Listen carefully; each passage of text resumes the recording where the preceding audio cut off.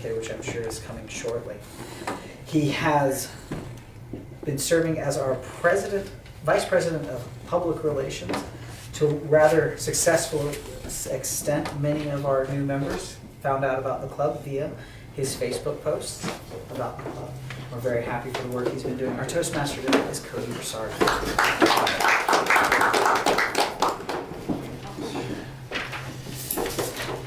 Good evening, Toastmasters and honored guests. Welcome to tonight's meeting. So we have a full lineup. We have 2 speakers tonight, which is good.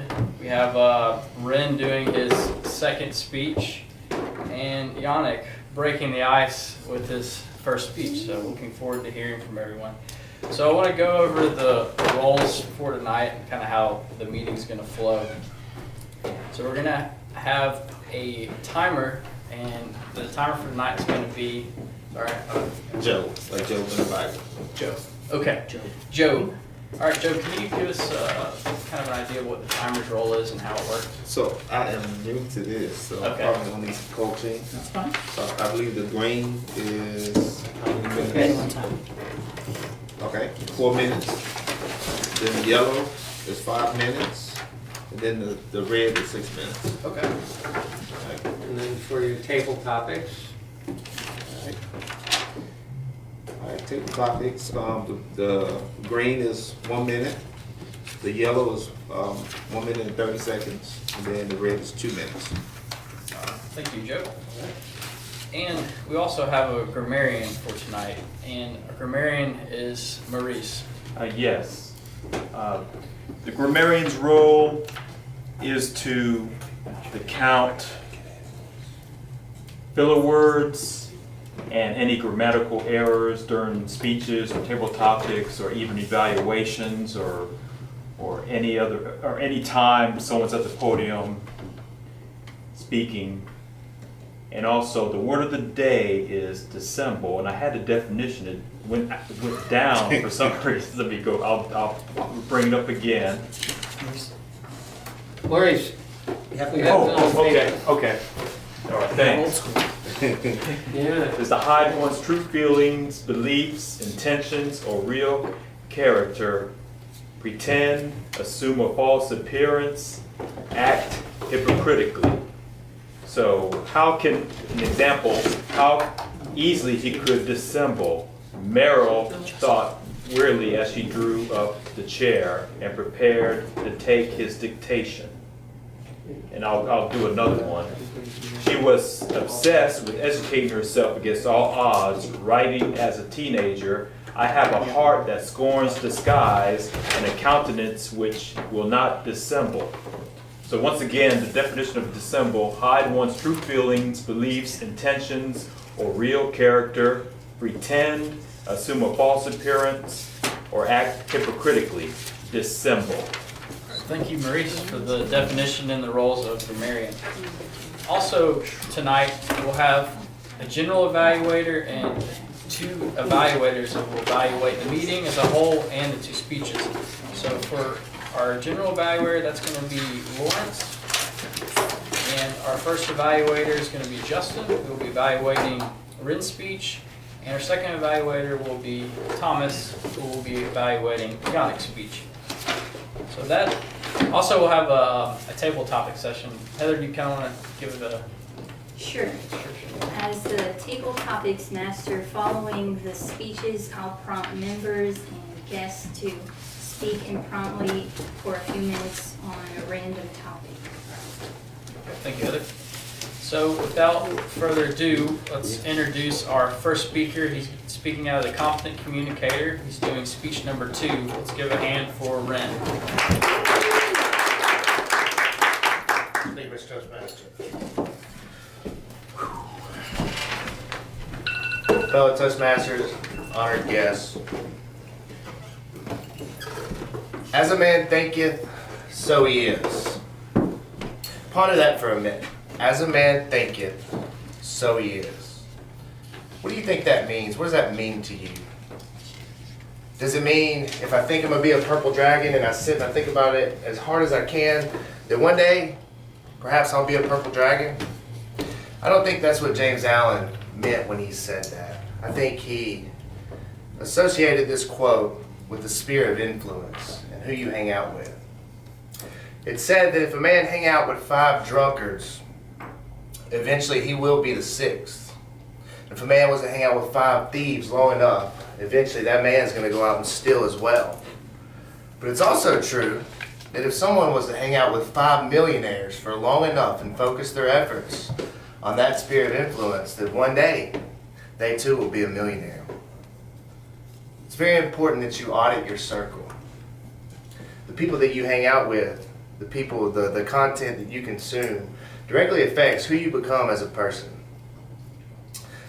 That leads me into the topic for this evening, which is social influence and the influence that we consume on social media. Social media plays such a prominent part of our lives today. It's woven into every aspect. In the morning, most millennials wake up and check Facebook. It's said in my industry, which is social media marketing, one facet, that Facebook app is open 17 times per day. That's insane if you think about that. 17 times a day. The average 18 to 35-year-old could spend up to 8 hours per day with the Facebook app open and engaging, consuming content. How important do you think it is that you filter and audit this content that you're consuming? If all you see is negativity all day long, which a lot of people use social media outlets to rant, to complain, it's so easy to go on these platforms and spread negativity, not realizing the impact that you have on other people. If I wake up in the morning, I check my Facebook, someone's complaining about a bad experience at a restaurant, that's going to set the mood for my day. That's going to set the mood for how I act, how I go out into the world.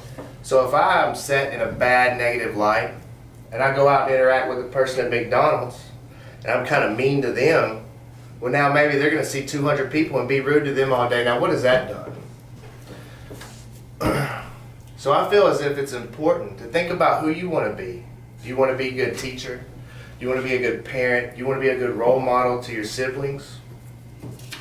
And then cater your social media experience and the content that you consume to whom you want to be. The thing about social media is, yes, it can be negative, but it can be found in such a positive light. Never before have we had the opportunity to surround ourselves with the people who we admire the most. A great role model of mine is a man named Grant Cardone. A lot of people don't like him. He's a little racy. He can be a bit boisterous. He can brag, but he gets it done. He is a leading sales trainer in his field. I spend 10 minutes with him every morning. I wake up. It's one of the first things I do is my mental preparation. I turn on his videos. It gets me in the zone for the day. Countless generations have wished, dreamed. Some people even pay millions of dollars for top-notch coaching. We get that through YouTube. I can wake up and be with him every day. Tony Robbins is another great influence in my life. He's a great man, much wisdom, really awesome. I go spend time with him every day. So all these great titans I can surround myself with and consume their content and be influenced by true greatness. But what would happen if I took the opposite of that? Maybe I woke up every morning and I went and watched the Kardashians gripe and complain about how much their $2,000 shoes cost. Then if I went out my day and I had my child with me and I started complaining about shoes, what's the negative impact that has from a psychological standpoint on society? So I implore you to think about this. You can edit your social media. You can audit what you see. It's as simple as clicking a little toggle and hit unfollow. If somebody's getting on there spreading negativity, do you really want that in your life? Do you want to be a negative person? Or do you want to spread positivity? Do you want to make an impact in somebody's life? Think about what your purpose is in life. Think about who you want to be, who you want to help. I think we're all here as humans, and our goals as humans should be to help somebody better themselves. The effect that'll have on you, you'll be astonished with. So audit your social media. It is yours. Create the sphere of influence that you want to create. And go out and make a difference in the world. Make social media yours. Mr. Toastmaster.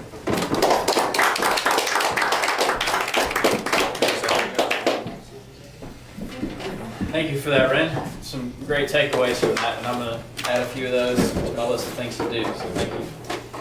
For our next speaker tonight, we have Yannick. He's doing his first speech at the communicated icebreaker, so we're going to get to know a little bit more about him. Let's welcome Yannick.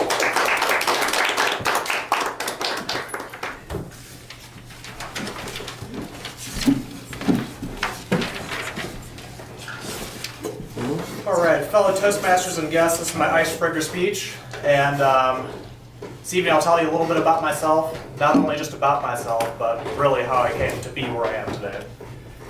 I'm a byproduct. People have taken big leaps of faith. My dad came from France to pursue his passions of culinary arts. My mother came from Belgium to pursue healthcare and her passions in that. She's currently a midwife. I grew up in the suburbs of Chicago. There was not much to do there besides ride bikes. I didn't share the same braveness that my parents had right off the bat, making these big changes and doing new things. I was a scared kid. When we'd go to the amusement parks, I was always the kid that was standing in line. I don't want to go on that, you know. Just kind of always scared of new things and scared of heights. Just always let fear control my life. While we were riding our bikes with friends, we were at my house one day, and there was a log and a piece of wood in the driveway. I'm not sure who came up with the bright idea to this day, but somebody pointed out the idea that, hey, we should throw that piece of wood on that log and ride our bikes over it. So at this point I knew there was no backing down. I couldn't back out. I couldn't be a chicken. I had to dissemble my fears and really stand up to the plate and do it. I was at one end of the cul-de-sac when I buried my foot into the pedals and pedaled as hard as I could till there was no turning back, and I launched my bike off that ramp and flew about 2 feet into the grass and landed on both wheels. Little I know that this new feeling of pride and relief really turned out to be a turning point for my life. I realized that I just accomplished something that the previous day I thought was impossible. From this day forward, my house was no longer the place where kids just came and hung out. It turned into the house where people tried pushing the limits and making new things possible. Kids were getting hurt at my house. It did limit my friends somewhat. I think about half the friends I had were no longer allowed to come hang out with me since they kept going back home damaged and bandaged up, but there were still a few that came along for the adventure.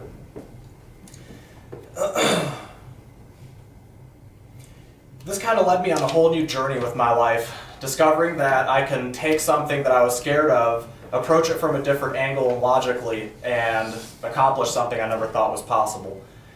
From taking baby steps, riding my bike off the ramp, and it's kind of led me to play hockey. I got big into snowboarding and skateboarding. When it came time to find an adult job, I found it was best to keep a helmet and keep wearing a helmet at work. So I decided to work offshore and started diving for about 10 years. Throughout my time diving, I thought to myself, you know, I'm kind of still looking for something new, looking for new challenges and overcoming some more fears. One of my biggest fears in life was heights. I couldn't climb up a ladder without being paralyzed. So next best thing to do is jump out of a plane. I went one day and I did a tandem skydive. It was definitely the scariest thing I did in my life. My palms were sweating. I was at the door and it opened up and I almost rode the plane back down. It was terrifying, but I told myself, you know what, screw it, can't be a chicken, I gotta do it, and kind of said, here we go, now's the time to die. I threw myself out of the plane. And don't really recall much of my first skydive. It was just so stimulated, but I do recall landing on the ground safe, and I had this feeling again of, you know what, I did it. I challenged myself, kind of like I'm standing here today speaking in front of y'all. And here I found one of my new joys in life through kind of overcoming my fears. I got into skydiving, became heavily involved. I was at the drop zone every weekend. From there I started coaching and shooting videos and instructing. So by taking on my fears, I also discovered my passion. And one of my passions was teaching. I coached skydivers for quite a few years where I eventually got my tandem rating. And eventually I couldn't dive anymore.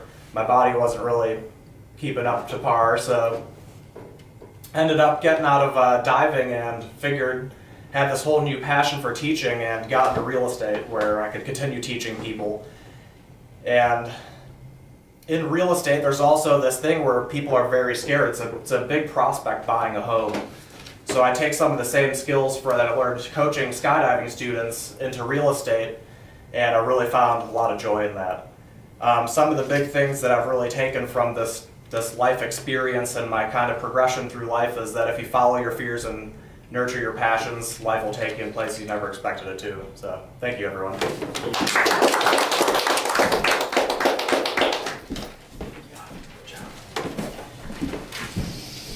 Great, Yannick. Didn't know you were into skydiving, so I learned something horrible here. Thank you for that. Got it out of the way. The first one's always the hardest, so there you go. So now we're going to move into the table topics portion of our meeting, and we'll welcome Heather, who's going to lead us in that.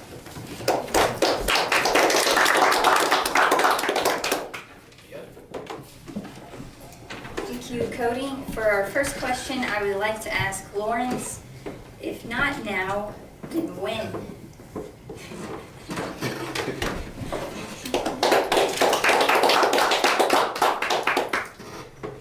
Madam Topic Master, fellow Toastmasters and guests.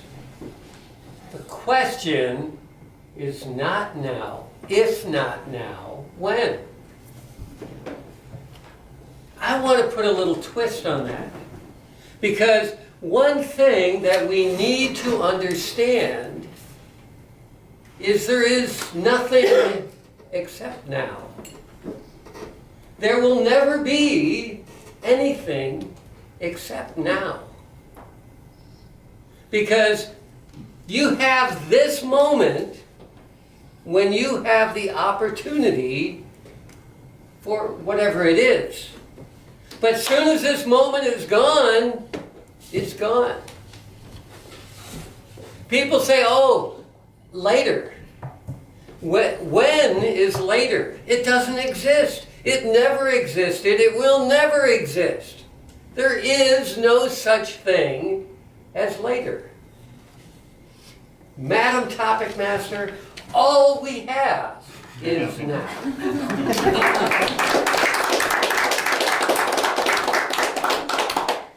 Thank you, Lawrence. Eugene, would you like to do a question? Okay. Would you break the law to save a loved one? What?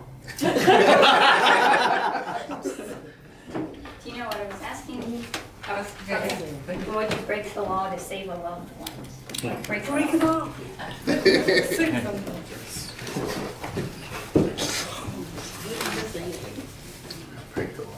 I don't want to break the law. So the answer is no. But does she not want to say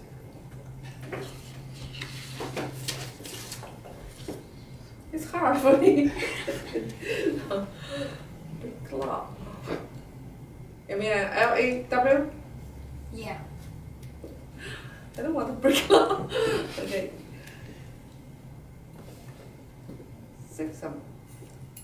If for save someone, I have to break law. What kind of situation like this? I think if I can save someone, I have no choice. I have to break law. Then I do it. And because I save the person or people, that's a great thing. So the law is people make them.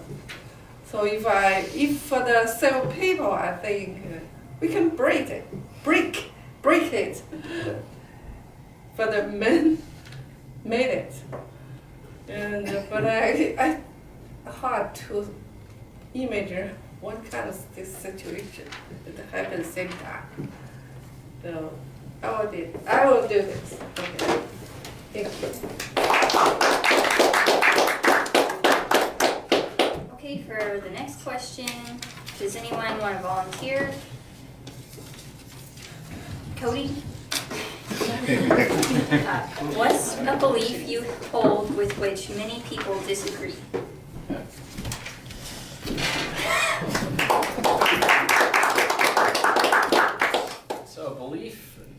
hold that many people disagree on. Well, I guess one thing is I don't think college per se is for everyone. So I think we have an epidemic right now of people getting into serious financial debt, pursuing something that maybe they're misinformed about or really haven't put a lot of thought into. So I know a lot of people say, you need to go to college, you have to, it's just the way it is, it's how we operate in America. But I think people need to really put some time and thought into it and kind of determine if this is really the right path for them. What is the outcome of achieving the degree? Will it actually be useful? Is this something that they really want to do? Have they really put effort into contemplating this? And I know a lot of people haven't. I thought somewhat of it. It's like, well, if I pursue this degree, I think I can get a job. That's about it. So I think that that college is not necessarily for everyone.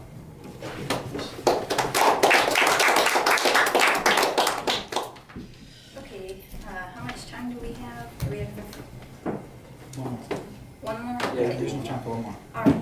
Can I have a volunteer for the last one? Mickey? Oh, I thought you were. Oh. I didn't know the question was first. Sure. Okay. Let's see. What job would you never do, no matter how much it paid? Okay.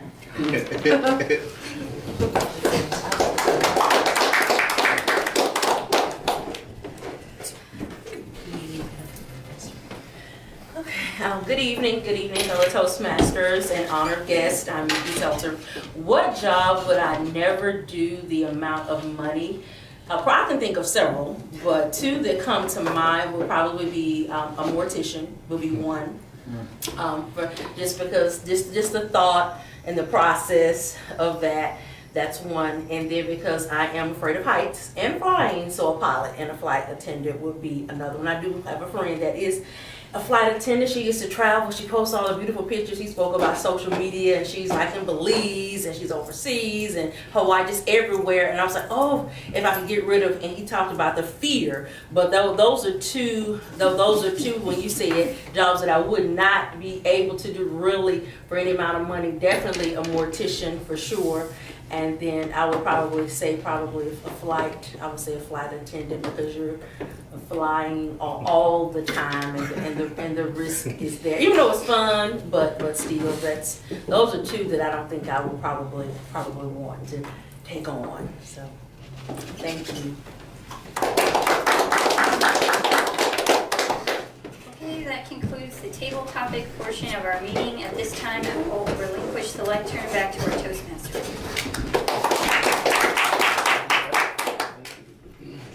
All right, now we will get into the evaluation portion of our meeting. At this time, I would like to welcome our general evaluator, which is Lawrence tonight.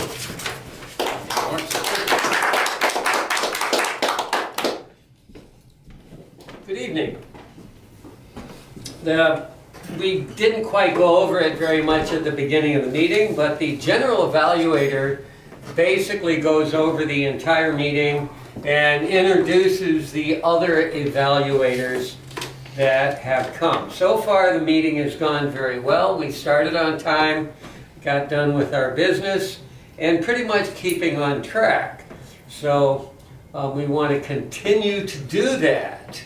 And of course, evaluation is the most important part of a speech. So when someone gives a speech, they want to improve themselves. That's why we're here, or part of why we're here. And so the evaluation process helps us to do that. So we want to make sure that as we evaluate each other, we do not dissemble in our evaluation. I'd like to introduce our first evaluator. Justin is going to evaluate Ren's speech. Justin. Thanks, Lawrence. Fellow Toastmasters. So I'm going to be evaluating Ren's speech. It's his second speech in the Competent Communicator Manual, Organize Your Speech. The title is Social Influence. I thought Ren had a great delivery. He was very comfortable up at the lectern, used hand gestures well. I didn't notice any uhs like I just used one moment ago. He had good eye contact, didn't refer to his notes often, a very good pace to the speech. Used hand gestures well, and just overall that confident, comfortable delivery. There were some interesting statistics laid out there. I think there was 8 hours of Facebook usage by the average millennial and 15 logons a day. And I guess thinking back at it, I can believe that, even though being just a little over that age bracket. And the comments about negativity on Facebooks and influences wanting to portray a positive attitude, I think was great. So there's a lot of good nuggets of behavior that you could pick up out of that speech. So on the ratings of the speech, it was rated on speech value, which I gave a 5, preparation I gave a 5, organization of 4, opening of 4, body of 5, conclusion of 4, transitions of 5, and what could the speaker have done differently to make the speech more effective? I really don't have any suggestions. And one of the challenges I find with evaluating a speech is that you're so busy trying to keep notes and keep up with it. It's difficult to pick up on all the nuances of the speech. I'm sure I could come up with a suggestion, but I don't have one right now. So, Ren, that was a great second speech, and good job. Thank you. Yes, I also thought that was a very good speech, and I think that the only way that I could see that it would really get better is if, and later on when you do something with using visual aids, that would have been something that might have increased. But that's not something that you've learned to do yet, so I wouldn't expect that. But that would be a perfect type of speech to put visual aids on. Anyways, our second evaluator is going to be Thomas, and he is going to be evaluating Yannick's speech. So I didn't hear an introduction of the name of the speech, but I took it as Facing My Fears, because that seemed to be the theme of Yannick's icebreaker speech. Did we get to know Yannick through his speech? I say, yeah, we did. He didn't dissemble anything. It was laid out in the open, the fears that he's had and the ones he's overcome and how he overcame them. And I thought that really helped us get to know him. You could tell that he had actually thought long and hard about even the stories he was going to present, which fears he was telling us he overcame, and possibly not telling us the one that's currently trying to be overcome. He was very clear, his diction was really good, enough so that even when I was taking notes on stuff, I could still follow his speech because I didn't have to be watching because he was speaking so clearly, so that was really great. He had a definitive opening, body, and conclusion as we worked through his life, and then got to we all need to face our fears to conclude with. I could see the use of some notes with some glancing down, but it was so light that it didn't affect his eye contact or his chemistry with the room, as I like to call it. What I thought his strongest points through the speech were is that he had the good eye contact, but also that he was smiling and willing to chuckle. Like when we all got to full-bellied laughs, he had a little chuckle and then he'd move on. So he was acknowledging that, yes, what I've told you, I even think is funny, even though it's about me, so it's okay to laugh. Which I think is important when you're getting to know someone, because it makes all of us feel awkward if we're laughing at a story about you and you're not. So I thought that was a really great thing that you were willing to chuckle at those appropriate times. The one thing that I have that could be done to improve the speech is there were a few points, kind of like my evaluation, where you sped up a lot because you were excited about the story or maybe a little nervous. And so really, I thought long and hard to find that one because you did a really amazing job. I'm excited to hear the rest of your speeches because of how well you did tonight. And I really did enjoy the detail that you added to the stories about how you overcame your fear. It just helped us feel like we had been there with you. So, thank you for your speech, Mr. Kennerly.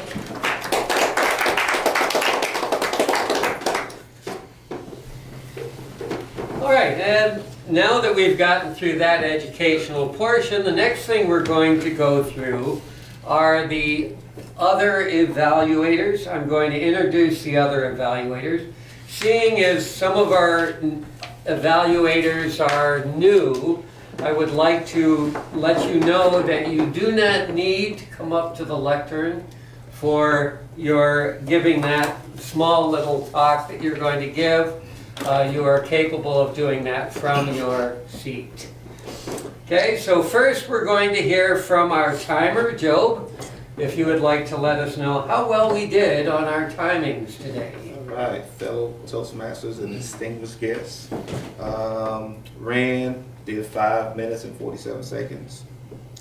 Yannick did 5 minutes. Table topic, Lawrence, 1 minute and 11 seconds. Ewing, 55 seconds. Cody, 1 minute and 10 seconds. Mickey, 1 minute and 7 seconds. For the general evaluation, Justin, 1 minute and 48 seconds. Thomas, 2 minutes and 35 seconds.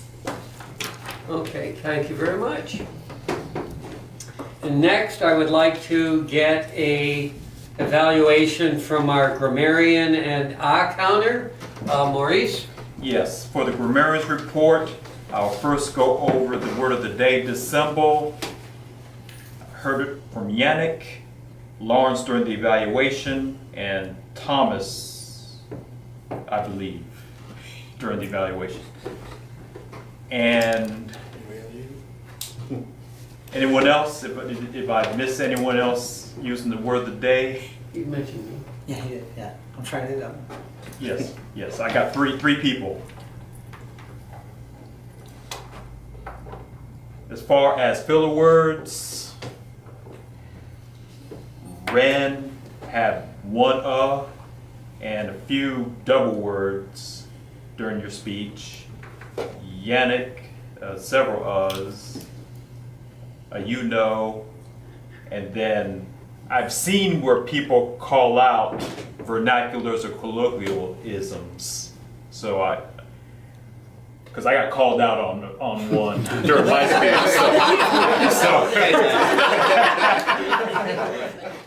So I heard y'all.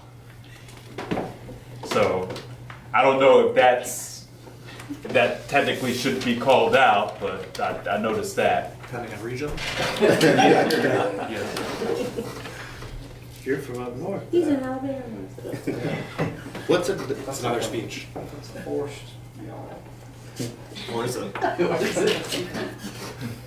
And then Mickey had one filler word and a few double words. And I believe I thought I heard it. I thought Cody said you know at one point.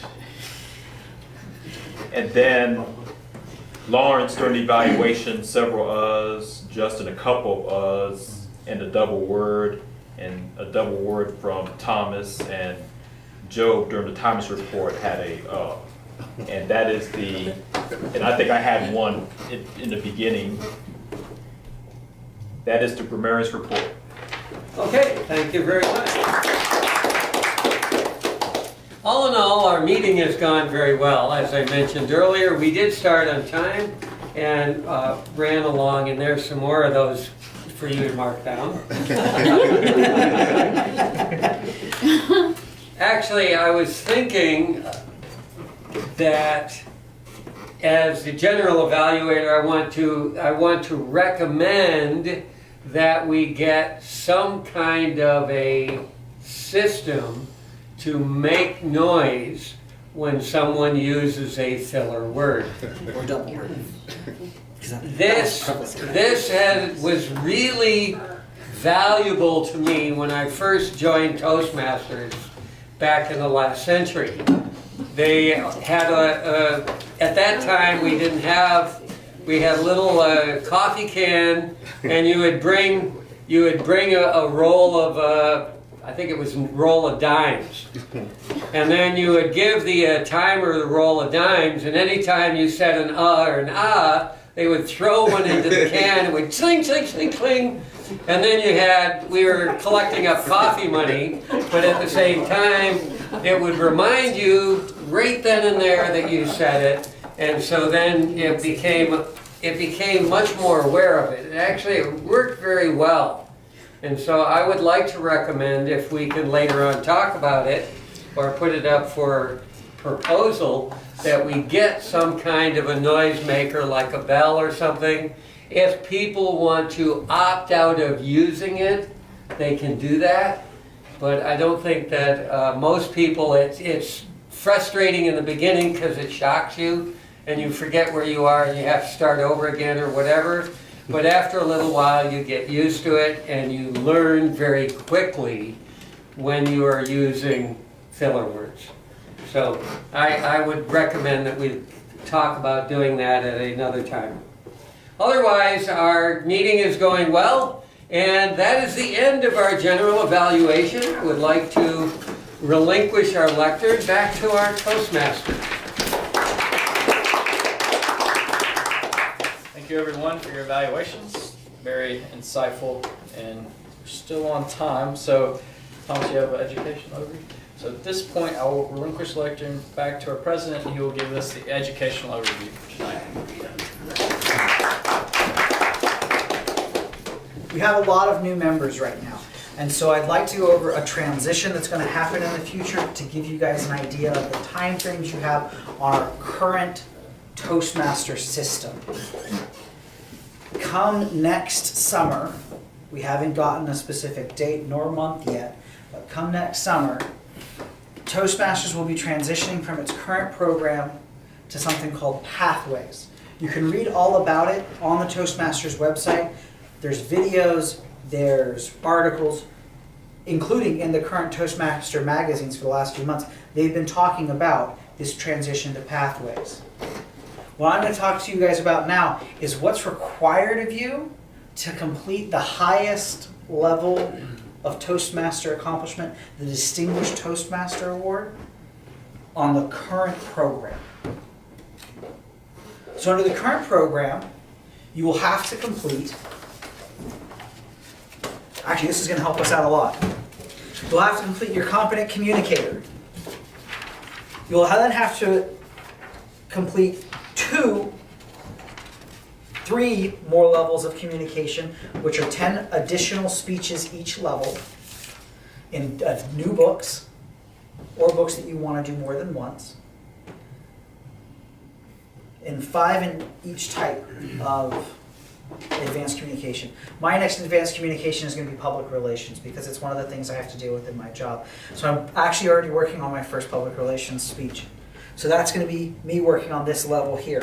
All of these things work towards goals for our club as well. That's why we can use this to point out what it is. So you have to get through those 3. On top of that, you have to get through Competent Leadership, Advanced Leadership Bronze, Advanced Leadership Silver. As part of Advanced Leadership Bronze, you have to serve as a club officer. As part of Advanced Leadership Silver, you have to serve at the area level. And then as part of the Distinguished Toastmaster, you have to serve as an officer at the district level. So a couple weeks ago, we hosted the south portion of the district's speech competition. Tom Hagman was here. He is our district president. You'd have to serve in a role like that as the last part of your leadership, along with some other things, like serving in various roles inside our meetings every week, grammarian, Toastmaster, Table Topics Master, general evaluator, mentoring new members, or serving on committees, because we do actually have a public relations campaign coming up that Cody, along with some chair that he chooses to assist him, will be doing. We'll have a membership campaign as well that Heather will be chairing along with someone of her choosing, because she is our Vice President of Membership. And since Cody's the Vice President of Public Relations, all of our campaigns, they're one of the chairs on, because they're the ones in charge of making sure they happen in a similar way that works together, because they sit and talk at least monthly. So that's part of your competent leadership, is actually serving as a chair for one of those. Another is, well, I haven't gotten it started yet, but we're going to try to start a newsletter. And as part of that, you'd be an editor, and as part of that, as an editor, you'd be trying to get people who are in our club to write an article on leadership or communication or something of that nature, or going and cultivating an article from somewhere else to help say, hey, here's a list of articles that you can go check out that are highly reviewed and highly acclaimed according to Harvard Business Review about leadership. So that's another one that that's mine, personal, that I'm trying to get started, that we'll try to also probably doing via the internet, because as Justin has pointed out, hard copy is so 2 years ago.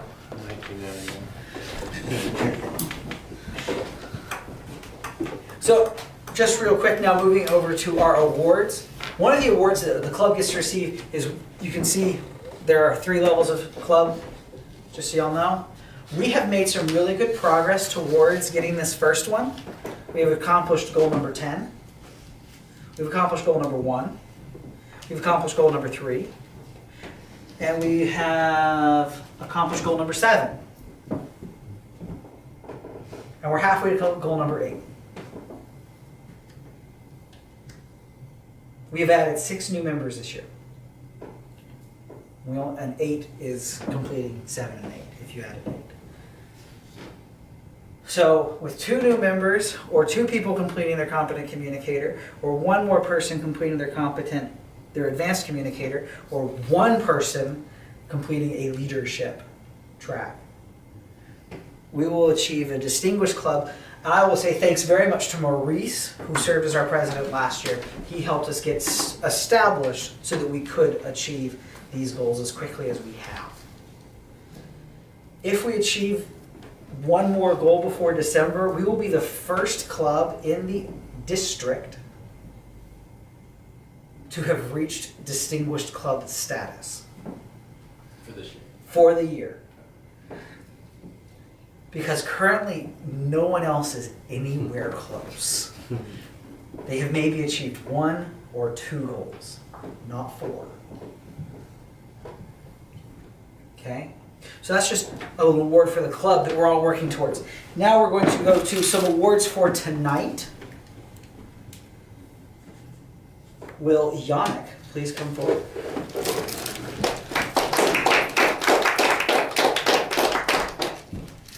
Yannick, I award you with your Toastmaster pin. Welcome to Toastmasters International. If you'd like to say another word or 2, you can. Speak. Well, I'd like to thank everybody for listening to my awful speech. I'm sure there's going to be many more that'll get better as the time goes on. Thank you.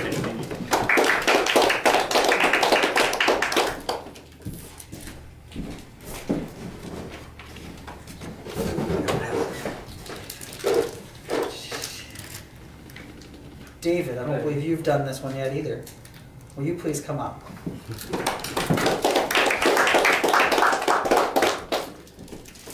David, I'd like to award you your Toastmasters pin.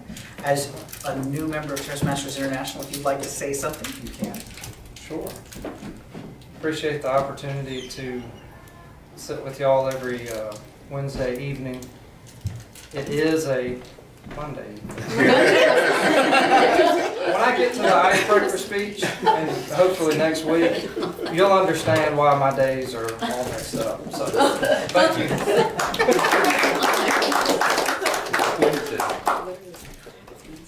I don't be here right now. My bad.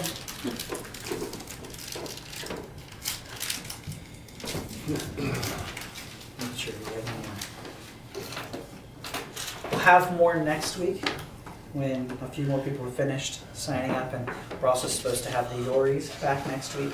We're not here this week, but they're also 2 of our new members, in case anybody didn't know. With that, I am going to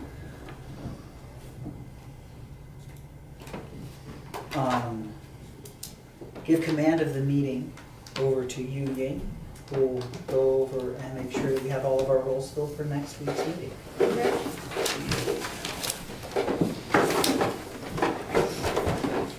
Next week I can do Toastmaster.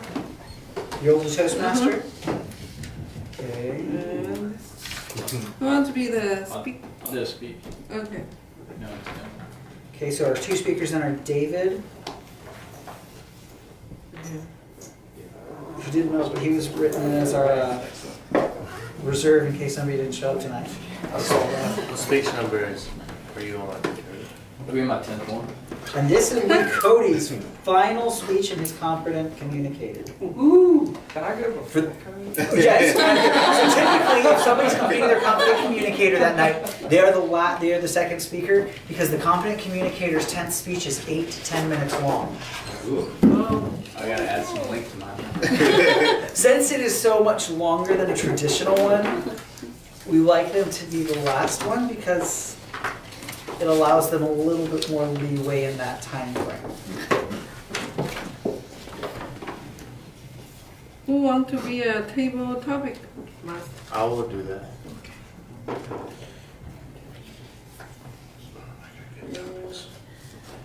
General evaluator. General evaluator. I'll do that. And the first evaluator. I'll do that. Heather? And one more for second. Mickey raised her hand. Oh, I just know you couldn't see it because between you and Mickey is 3 people. okay, and So Mickey will be evaluating you. timer.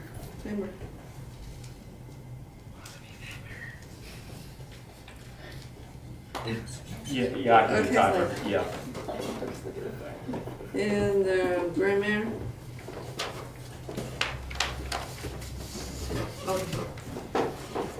Who's grammarian? Right. Yeah.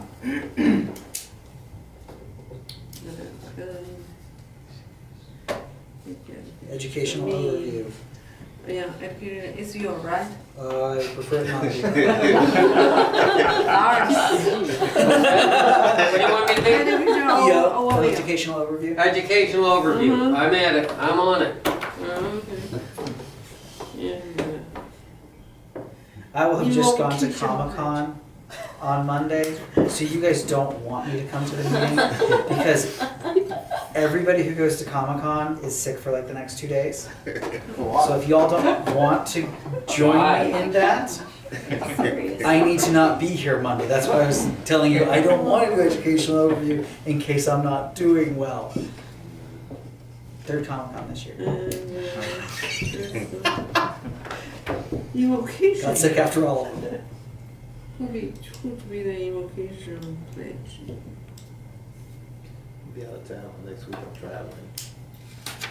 Okay, We can have one of the Yoris there supposed to be. I can do this. Okay. Do we need a reserve speaker? That's always beneficial. Oh, I can do this.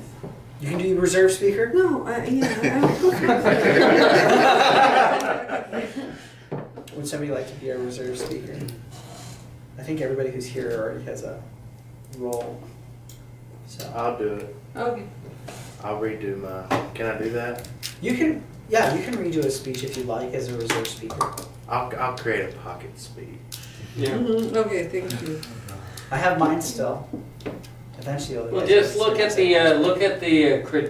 need for the next speech, and you'll find that just about anything fits in any speech. Yeah. All you got to do is just add what you need to add to it. So, your next speech is number 3, I right? got lots to talk about.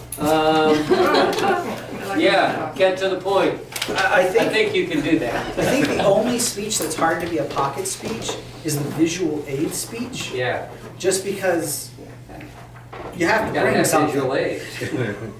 But other than that, yeah, you can pocket speech any of the first 10.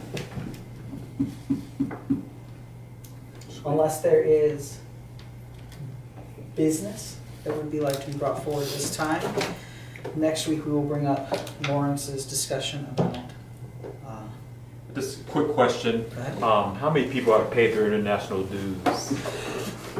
If you know. International dues? off the top of my head, I cannot tell you, Okay, no problem. but I know Justin can. Well, this is as of the beginning of the month. 1, 2, 3, 4, 5, 6, 7, 8, 9, 10. 10 people. And you don't have the Yoris, and you don't have Lane, you don't have Yannick on there. Let's see. I do have the You have yours? Yoris weren't paid when I They've paid, got them. Okay. and Yannick's paid, Yeah. and I've got them on Lane, the list though. and Lane has also paid, so Okay. he said 10, so we're at 14? Oh, okay. All right. Yeah, that's. Which is as many people as we had when we started this term. Okay. So if you haven't paid, pay. Come see me. Come see me or Cody or Justin, because we can all help you with that. Let me see. Mark, Julius, Yeah. Heather. Uh-oh. Tammy, Katie, no. Okay. So those are the only ones that have Currently, been coming regularly yeah. that have not paid for international dues, according to the submit payment page on Toastmasters International for our club. And I don't know about any new folks, but those are the three. And Julius doesn't seem to be coming anymore, and Mark is having. Yeah, I've actually changed the address that everything Toastmaster sends because Julius is. Yeah. So that's where it's at. And Joe will be working with us tonight to get his stuff finalized. Okay, and with that, meeting's adjourned.